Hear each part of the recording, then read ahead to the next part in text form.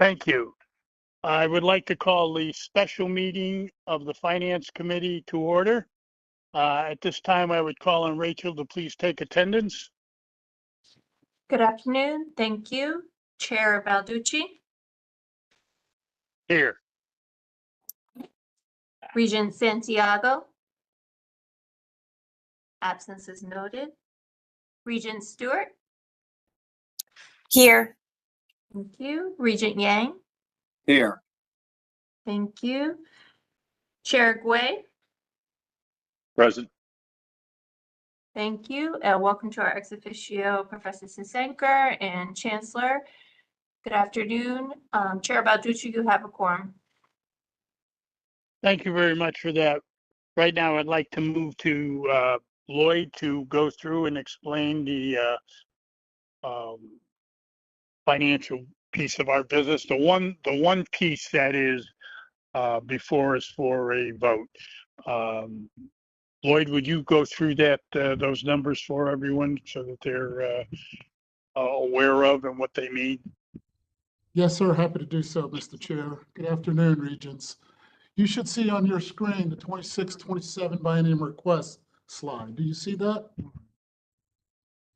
I need a verbal confirmation, please. Yes. Great. Yes. Thank you. You may recall these are the same slides I showed at the previous meeting. You may recall the previous meeting we presented some informational items, including the Long Wharf MOA. We also, this committee passed to the full board the technology deals, the revenue deals at two of our campuses where telecom are putting antenna up on our facilities, and we're collecting revenues on that. So this was the remaining item that we tabled for this meeting. And so the biennium request usually is turned in two tranches.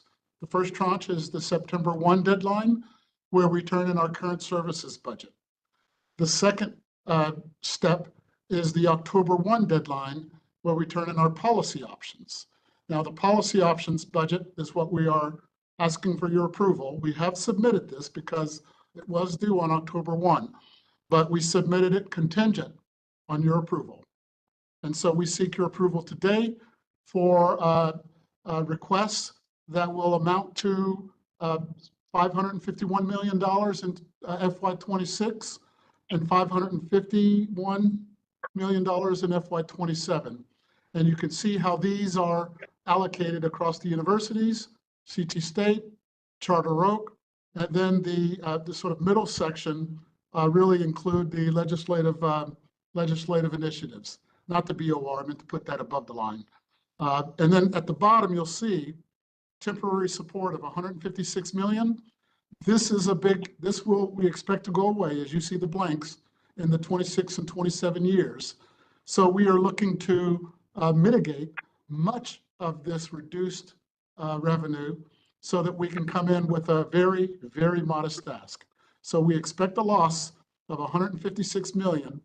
And the next slide, our mitigation slide, is what we will show to address the loss of these dollars. This is the slide that shows $95 million of deficit mitigation. The $95 million is broken down in terms of for FY26, it's $40 million in expenditure reductions and $55 million in the use of reserves. Now, the use of reserves will include a large expected surplus by CT State, which we can call it reserves, or we can simply call it unspent appropriations. And so you'll see a similar breakdown for FY27. We plan to mitigate $37 million and use $58 million in reserves. So that's what makes up the $95 million in each year mitigation. You can see how that attaches to each of our institutions, including the system office. We will contribute $4 million to this mitigation effort from the system office and shared services organization. The next slide, the next slide then shows what we're not able to mitigate, and that's what we're asking the state for. So you will see that we're able to mitigate the budgets for Central, CT State, and Charter Oak, but not for Eastern, Southern, and Western. And you could see the small deficits that remain for those three institutions that add up to our request. Now, mind you, we told the institutions, basically, we're going to lose $156 million. And so we have to mitigate more deficit. And so we asked them to mitigate as much as they could short of going into layoffs, which means executing provisions of the contract. This is how far they can go without additional action. So we ask you to approve this request that essentially asks for 23 million more in 26 and 27 more, I'm sorry, 22 more in 27. So with that, I will stop and take your questions. Any questions by any of the members on the explanation by Lloyd? Ted Yang has his hand up. Okay, I can't see that. Oh, Ted, please. Okay, thank you. Can you all hear me? Yes, we can. So Yes. I'd like to make a point of personal privilege before I make a comment about the actual budget and what the submission is. Thank you. Your point of Thank you. personal privilege, please. Thank you, Chair Balducci. So as I said in the prior meeting, I am very surprised that this process that was brought to this committee of this board is once again in a rubber stamp mode, despite the facts of what I said in June. The board and its committees are the governing entity of CSCU, and we should have been involved in the beginning of this budget process and not here at the end after we are being asked to approve a submission already made to the state and OPM on our behalf, and which I've been informed that we are unable to amend, which basically means take it or leave it. The timing for this was previously discussed as inadequate, but this is not about timing. This is about good governance, and this is not it. So let me reestablish something, that we are not in a business as usual format. Now, I appreciate that CFO Blanchard and the process that was undertaken here understand some parts of this. I think we asked that tuition not be raised, and we asked that enrollment be kept flat for these. Please confirm that, CFO Blanchard. However, beyond that, we are still not in a good place. Again, we all need to just look at other states to understand what is going on. We can look at the outcomes and some of the data that we have for our students to know that we must do better. We are being asked to change by those who provide this budget for us in the governor's office and in the legislature, and it is our duty to do so. But when we are not involved in that process, the board is unable to do that, and its committees are unable to do that. And let me go further, and just to reiterate some of the points that I made again in June. People can feel free to read those, view those again, but they still haven't changed, no surprise. Our demographic trends here in the state are not changing, again, because time machines don't exist. We know what's gonna happen.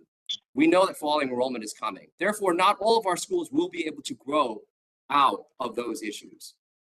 Our statistics on completion are not great, to say the least. Now, I appreciate the fact that 3- and 6-year completions are not the best stats, and I know that we are working on our ACT framework as outlined by Chair Gway, which is great. But we don't have that right now. And right now, what I know we need to do is provide much more to our students to improve their outcomes, both dealing with the mental health crisis that's happening now, and because we're dealing with the population that requires the most support in our state. We have lots of ideas. We have a lot of things we got to work on. None of that is reflected in this budget. How could it, since our input was not solicited? Again, any of that work also takes resources, and to take resources involves making changes. Now, I appreciate, again, that budget mitigation was done. That budget mitigation should be done for a purpose, right? And that purpose should be, again, improving the outcomes of our students through our ACT framework. That is really the only reason we are here, folks.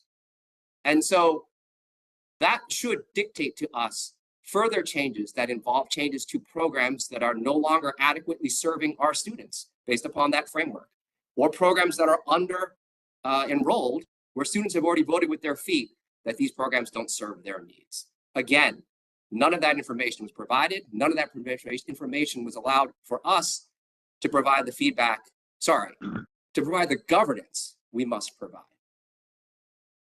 Finally, I do see that administrative costs are being reduced. That is good.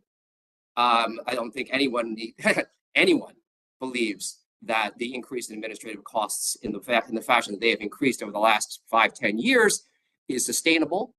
However, I think we could do more. Again, this is something that we should be doing here in this budget. But again, we are being asked to take it or leave it. In fact, not even take it or leave it, to retroactively approve something that was already submitted. So I will do so only with the most strongest protest, which I think I just made in the last 3 minutes. Thank you. Thank you for those comments. And by the way, I think many of us agree with most of what you have put on the table, Ted. And there are going to be changes as we move forward through the next fiscal year, so that we are made more aware of and we can make changes to this budget as necessary. Lloyd, I don't know if you'd like to make comment on that, or anyone else would like to make comment on that. I'll make a short comment, and then you may want to call on Professor Sasanker, who has her hand up.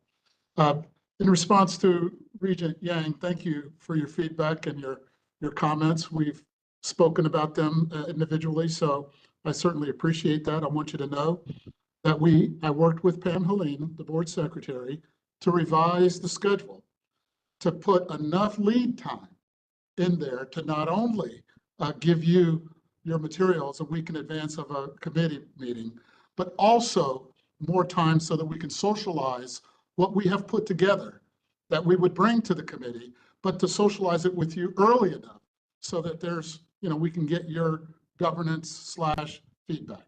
So that calendar we will put in front of you soon offline so that we can get your feedback on that.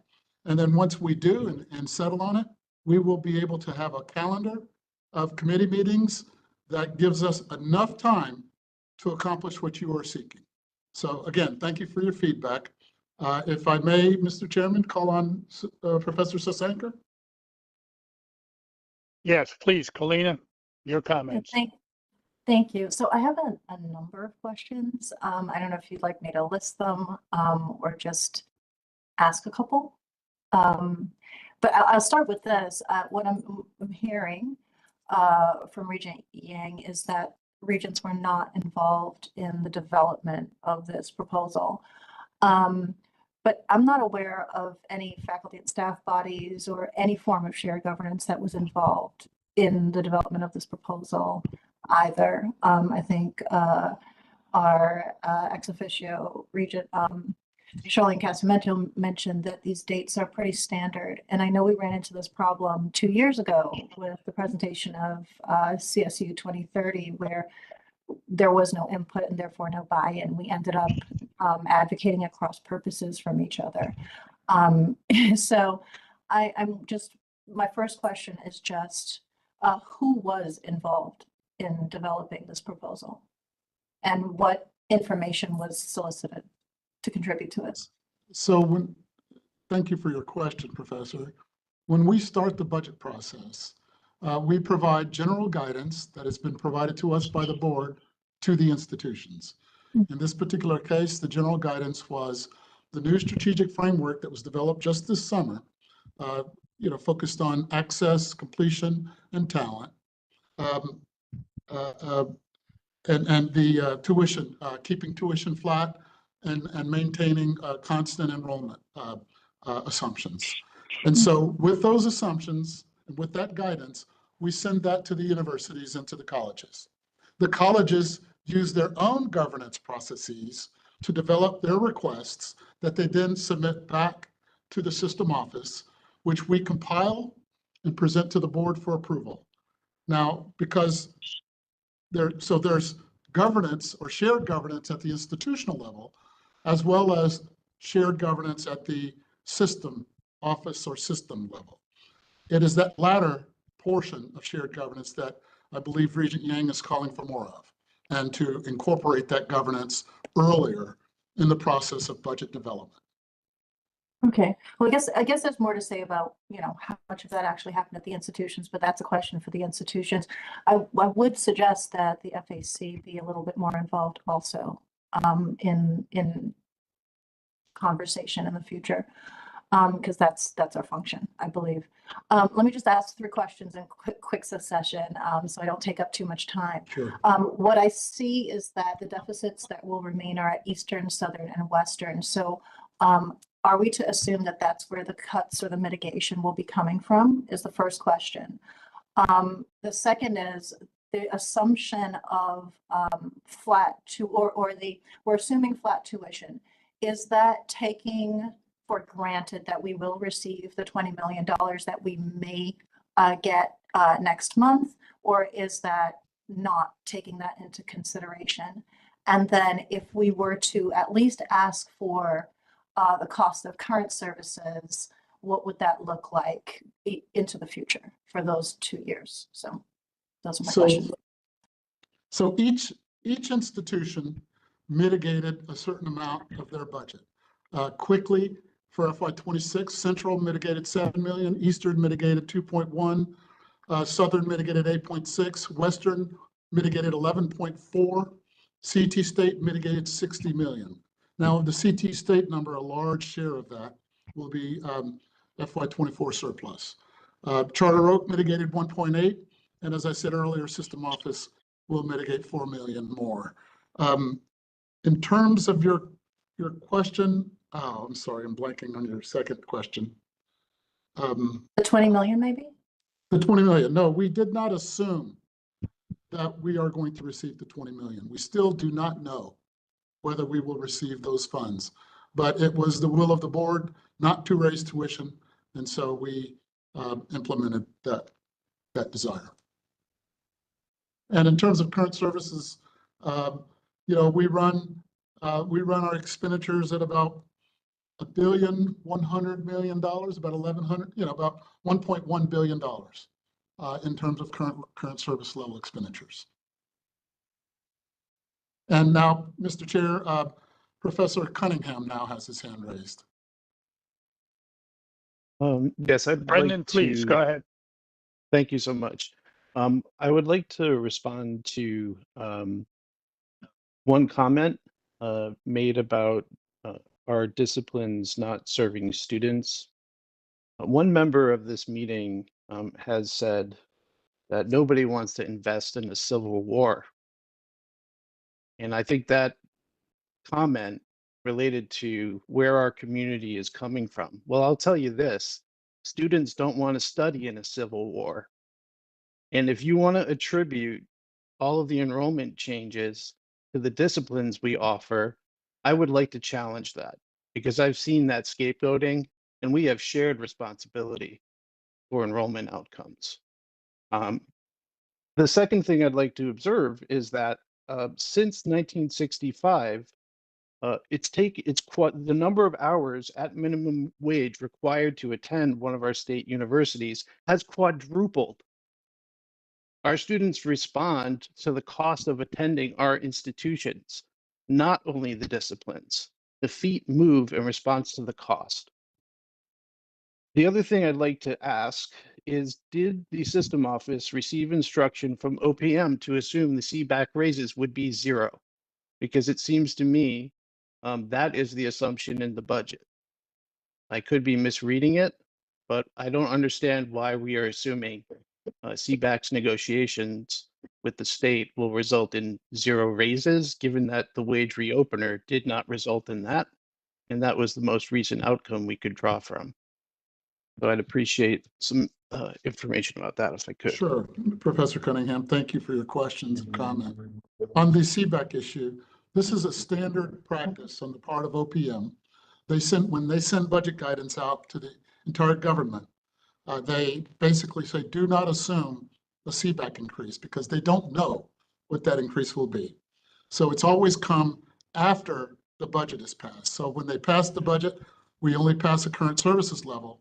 To the extent that CBAC is, raises wages and increases our costs, then, the OPM has historically provided some share of those costs in the form of increasing the block grant. After the pandemic came and a lot of those federal dollars showed up, they were using those dollars for CBAC increases. But I think we will get back to use of the block grant to help us cover CBAC increases. So that's normal in the OPM process. Our internal budgeting accounts for that. It's just when we turn in a budget to the state, we are told not to include it for those reasons. And I wanted to confirm, I forgot to confirm, Regent Yang wanted to make sure I confirm that one, tuition is flat in this budget that we are requesting. And enrollment is assumed to be flat following the current levels of fall 24. So, we had a good semester. We had increases in enrollment across the board. So we adjusted our budget to incorporate those increases, and then we maintained a flat posture from there in the budget. So those are confirmed for you, Regent Yang. Chair Balducci, I just have a follow-up. Yes, go ahead, Ted. By the way, Brandon, thank you very much. I couldn't agree with you more that we have to do more about affordability, and that's not just about programs. I'm merely pointing out that no information was provided to us about programs at all. Okay, so specific questions, as I said, as a follow-up to my point of privilege, regarding the operating budget itself. So CFO Blanchard, you mentioned that we had some, I think you called them pre-funded, I can't remember exact word you used, but excess reserves in the CTC system as a result of overestimates in prior years, correct? So how much of those monies are being used for repeating annual costs, and how many of those are being used for one-off costs? In other words, I can't imagine that we will continue to receive excess funds from the state. Thank you very much for the state for that. So how much of that is going to be changes that will then allow us to stay afloat in prior years because they're not just kind of business as usual operating expenses? I'll let you respond to that before I go to my second question. Sure. I'm not able to tell you how much of the reserves will be used for other expenses, which would be the sort of one-time type of expenses, and how much of those reserves would be used for personnel expenses, which would be mostly permanent expenses. The CFO of CT State is certainly aware of the dangers of using reserves for this purpose. So they will use those dollars carefully so that they're not caught next year short of dollars for permanent expenditures. Okay, so we can follow up. I think the Finance Committee can follow up with her. Sure. We can and CT State following this. Again, we do have that accountability report and other mechanisms in place. We certainly should put more mechanisms in place to understand that, because I think everyone here understands that concern very well. And that would be echoed by our friends at OPM as well. Okay, my other question regarding the capital budget, I see our buddy Keith is here. Thank you, Keith, for attending. If you could give us an idea of the process. I have been told anecdotally that some of the items on here have been there for years. And I have told that they have not been funded for years. So to me, that seems like a bad plan, bad process, I don't know what. But why are we submitting a capital budget? And I should say you, because I didn't get any input into this. Submit a capital budget such that we expect it to not be funded.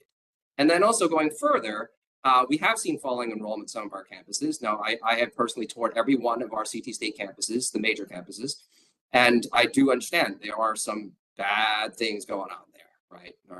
And they do need to be fixed. However, if there are falling enrollment on particular campuses, maybe they don't need to be fixed. Again, I'm just throwing that out there. I don't know that particularly whether that's true or not true. But again, a capital budget should reflect, one, what we think we can get from the state, realistically, right? And it should reflect what our needs truly are, not needs that have been kind of rolled forward from prior years that we did not receive monies for. So can you please articulate the process that you used, Keith and CFO Blanchard, to address these concerns? I'll defer to Keith entirely. Keith? Sure. So the list that you have there, I think there's about 29 requests. About a third of them are programs that routinely occur. We are funded for all the requested dollars or some of the requested dollars for most of the programs. Some of the items on the programs, energy efficiency, for example, were stipulated by state law to meet certain standards. So we do request funds. We've never received dollars for energy conservation or energy efficiency. It is important, I think, as custodians of the largest state inventory under the Board of Regents has over 15 million square feet. So we continue to ask for that. That's a perfect example why we continue to ask. Will we get funds? That's up to the governor on legislation. All we can do is ask to try to comply with law. For the projects themselves, they're derived a little bit differently. And, we can't, so out of the 20 project requests, 7 of them have authorized funds for design. So, and 2 of them for construction. So past legislation has approved those projects, has approved the level of funding for it.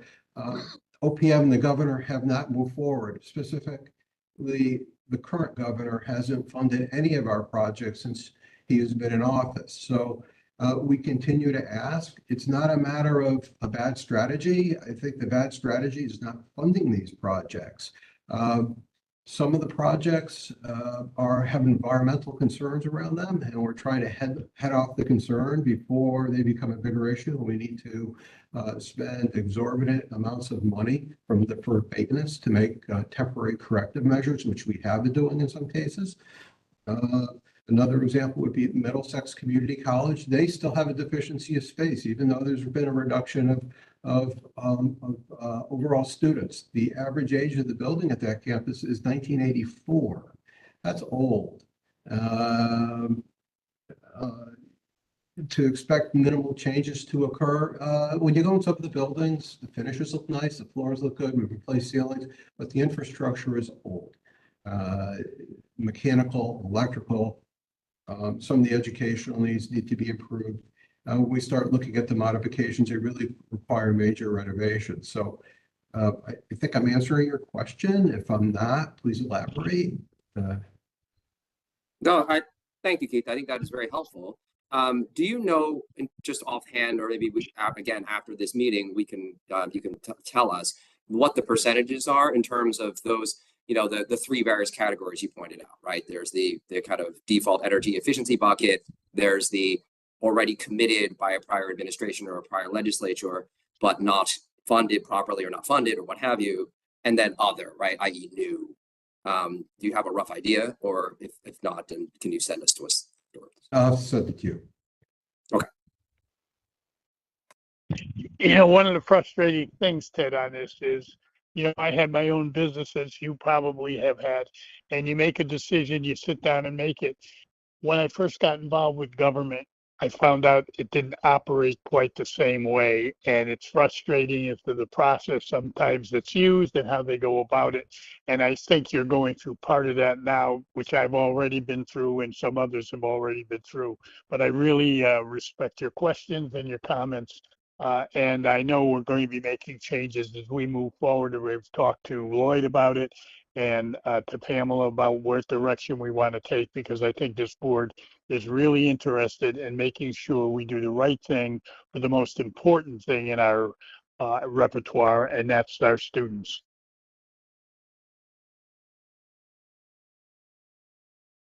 Any other comments by any other members? Hearing none, then I would ask. Chair Balducci, Colina has her hand up. Yes. Yeah, and Yes. Mayor Stewart has her hand up also, and she's a member, so go ahead. I missed it. Sorry, Mayor Stewart. Absolutely.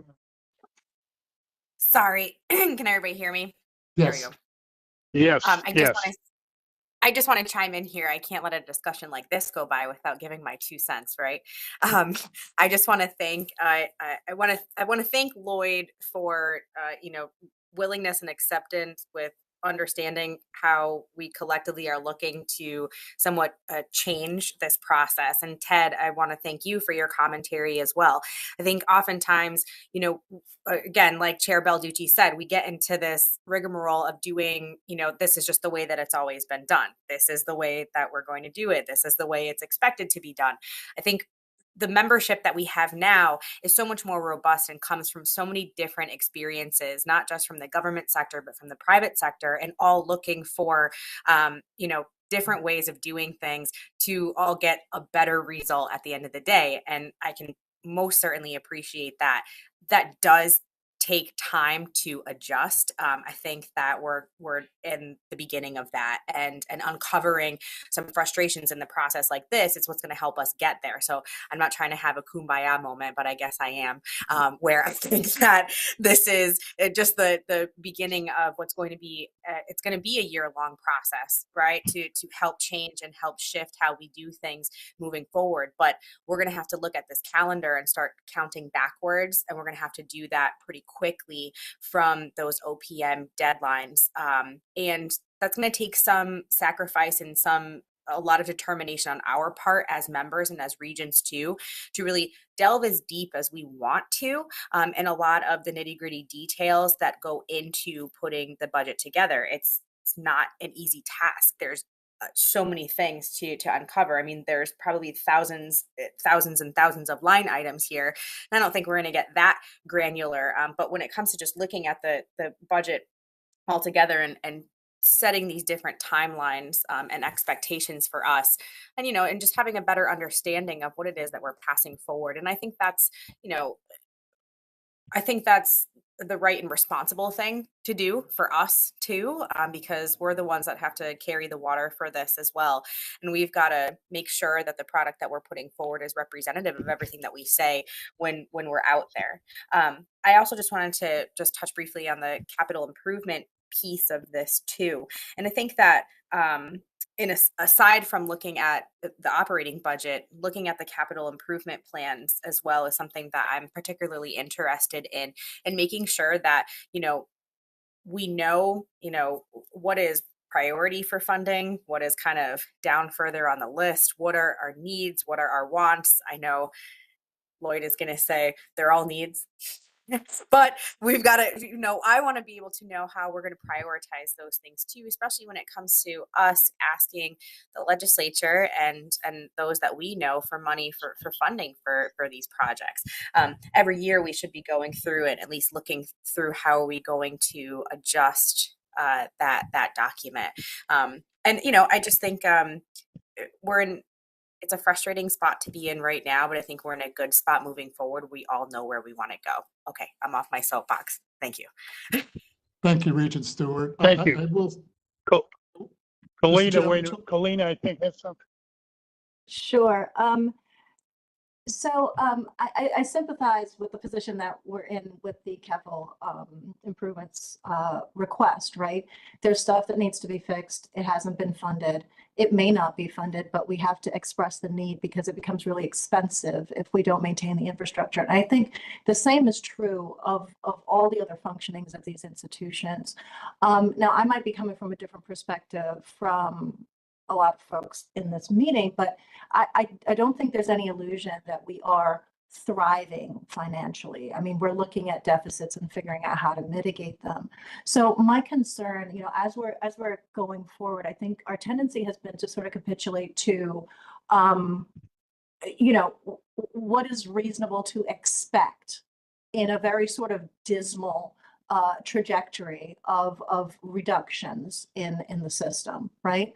And but I wonder if we don't put forward a budget that expresses the needs of the system to actually produce the level of service to the state that we would hope to provide. There is no documentation of the discrepancy between that need and reality going forward. And, you know, this is a budget where we propose cuts at a time where we know we can't sustain them in certain places, right? Certainly at CT State, I feel that way. So, I mean, is there a way that we could take account of, and in the same way that, we are getting to the point where we're going to be expressing ideals of the board, right? Take account of that and name that cost in addition to whatever this is, the more reasonable ask. In my opinion, this is an analytic exercise, Professor, and so it's one that I happen to have some skills to do, and we can do that kind of work going forward, where we can cost out the need and express that need in terms of student success. Imagine, Professor Cunningham, a regression equation that sets a cost equation, right? That puts performance on the right-hand side, and you set the target in performance, and then you estimate the cost, right? In fact, I would love to work with Professor Cunningham on that particular point. Mr. Chairman, we have hands raised by Professor Cunningham and Chairman Guay. Yeah, I think what I'd like Uh, to share, I think why don't- is, oh, I'm sorry. No, I was just going to say, why don't the chairman make comment and then we'll move over to Brendan. Mr. Chair? Marty, You're muted, Marty. did you want to make a? Yeah, please. Can you hear me?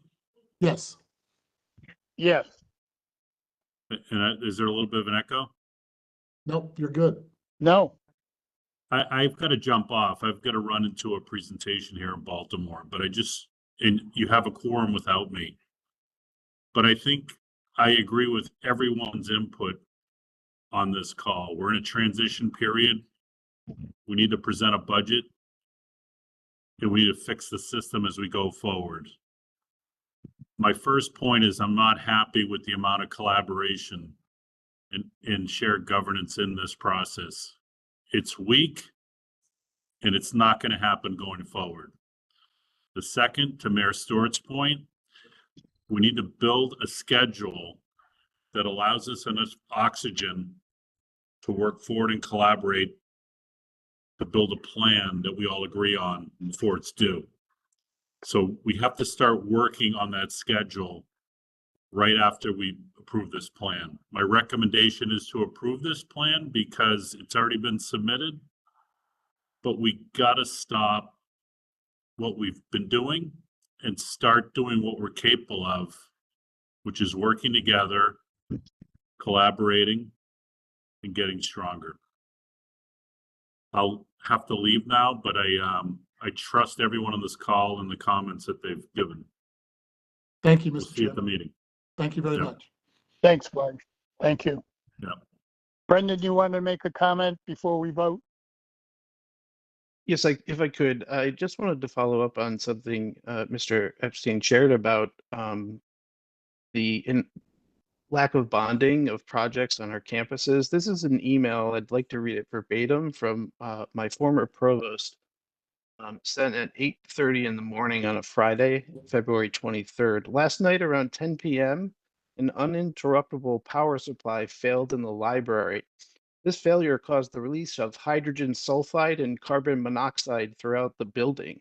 The building was evacuated and several fire departments responded, as did UConn's hazmat team and the Department of Energy and Environmental Protection. The building was ventilated and the batteries were removed. Several hours later, the Willimantic Fire Department went through the entire building with air monitors to verify that all levels of both gases were 0 ppm. No injuries were reported. We were very fortunate that that happened in the evening, not when students were in that building. There's only so much delay you can do with respect to infrastructure before it's actually penny wise and pound foolish.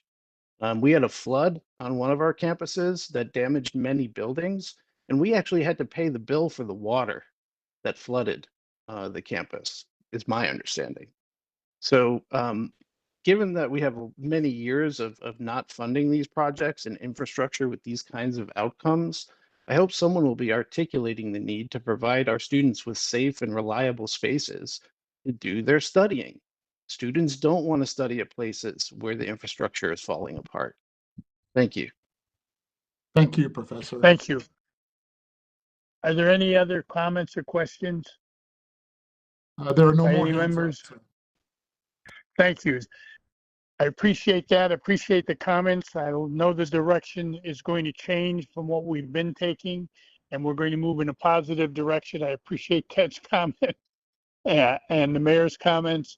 And I do think we have a great board who's excited about doing positive things for the students that we represent. With that, I would make a motion that we move this item forward. Is there a second? I've got a second on that, Mr. Chair. It's Thank you, Erin. Mayor. Thank you.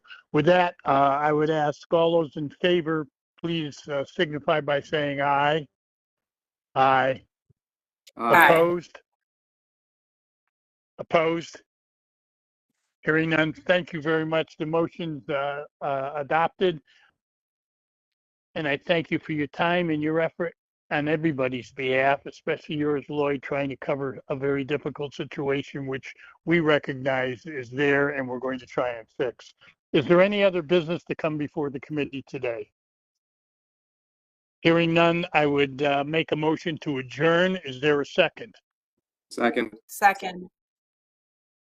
Thank you. All those in favor signify by saying aye. Aye. Aye. Aye. Aye. Motion's carried. Meeting's adjourned. Thank you all again for your time and your input. Thank you. Thank Thank you. you. Have a good day, everyone.